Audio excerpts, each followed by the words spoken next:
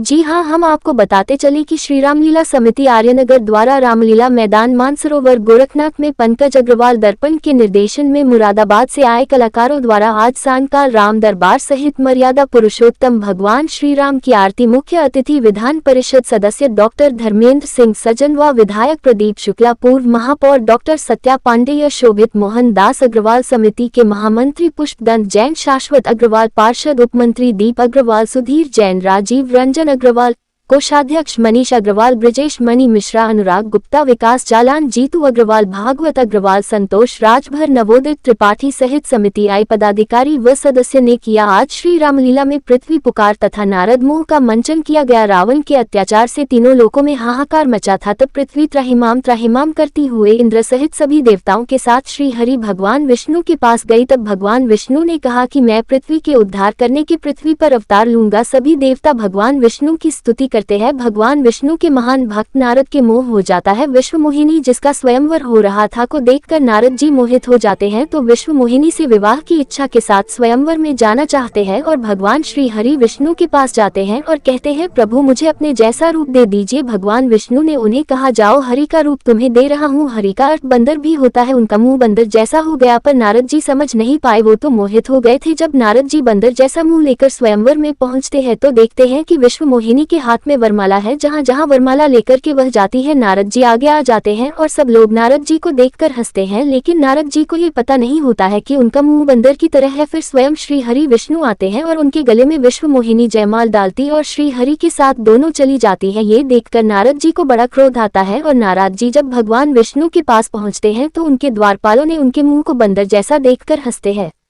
इस पर नारद जी ने उन दोनों पार्षदों को राक्षस होने श्राप दे दिया और भगवान विष्णु के पास जाकर के श्राप देकर कहते हैं कि आपने मेरे साथ कैसा अन्याय किया है। जिस प्रकार से आप मुझे दंडित किए हैं और मैं एक स्त्री के वियोग में हूँ, आप भी स्त्री के वियोग में भटकेंगे। इस पर भगवान विष्णु अपने माया को हटा लेते हैं और नारद जी को जब ये ज्ञान होता कि यह सब भगवान की ही माया है तो नारद जी बहुत दुखी होते हैं।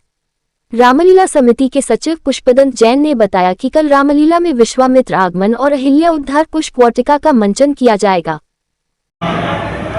पावन पर्व है, माँ भगवती जगत जननी